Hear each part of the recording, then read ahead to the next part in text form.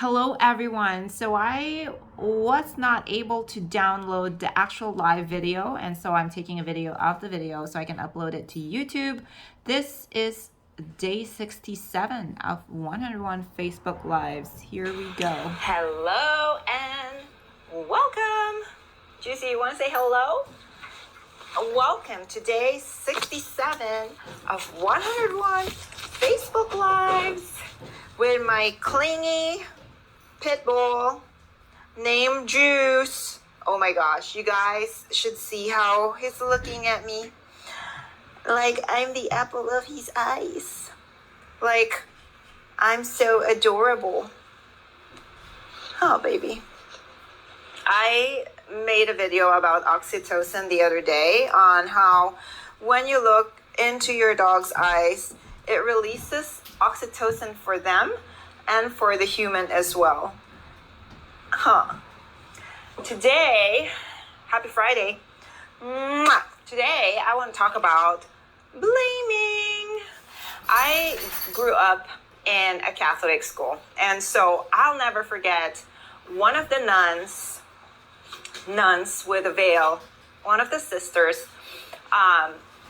calling out one of my classmates, and my classmate started pointing at everybody else to blame everybody else. And so she said, hey, in the name of my classmate, she said, you know that when you point your fingers at others, the three other fingers are pointing right back at you. So I thought that was worth remembering, apparently, because I still remember it up to this day. Juice, leave it alone. And it is so true. Because this times, there's really a lot of things going on to where I see it on Facebook a lot, people blaming another party, people blaming, whether they're vaccinated or not vaccinated, people blaming a political party, people blaming somebody else, but looking into ourselves. So whatever it is that is a circumstance in our lives, there is always an opportunity to blame somebody else because, of course, things don't just happen by itself. We're all connected and each action affects another as we live together, as we coexist. And so it is easy to point fingers at others, but at the same time, what I've learned in 2020 and what's so valuable to me is to look within, to really look within and find out what part am I supposed to do and be and have at this situation, and just do my part without basically staying on my lane. And if there's something around me that I'm not a big fan of, that I'm not really agreeing with, what is my part in this situation? What is it for me to do to make it better going forward? And that's all I focus on in my everyday life. And it gives me so much freedom. And I've also removed myself from forums, from groups that could be triggering me and seeing things that I don't need to be focusing on. And I just focus on what's given to me within the day of the things that I need to be, do, and marching forward, doing my part.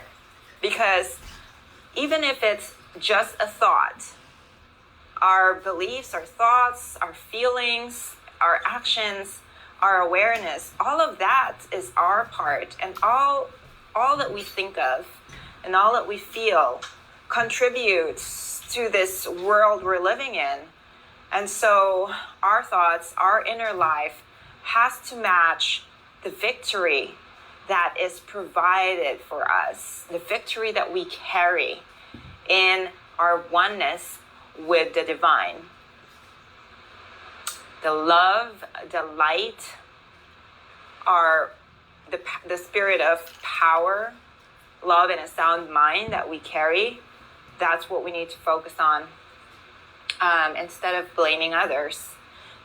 What is the powerful thing to do in this case? What is the belief that I need to change in order for the situation to be filled with love and wisdom?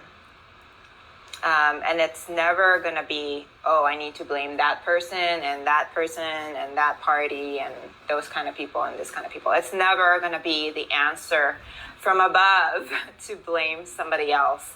So taking responsibility for our part, taking our responsibility for our thoughts, for our emotions, for our awareness and our actions during times like this is what elevates us and what's elevating our household, what's elevating our communities and our atmosphere. Because every single thought you think, every single feeling that you feel matters so much. Everything is energy. There's energy behind everything that you do.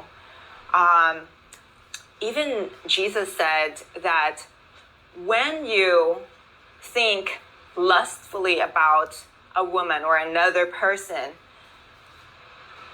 you have committed adultery. That's how powerful our thoughts and our feelings are. We don't need to actually act it out, but when we think it, we feel it, and we lust after it, it's done. So how powerful is your inner life? It changes everything.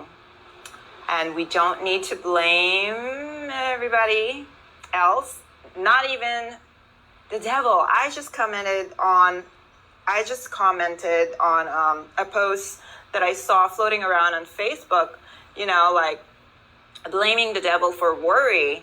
When you have been given power over your mind, you have the power to stop worrying. And it takes the same amount of energy to obsess about what you're worrying about.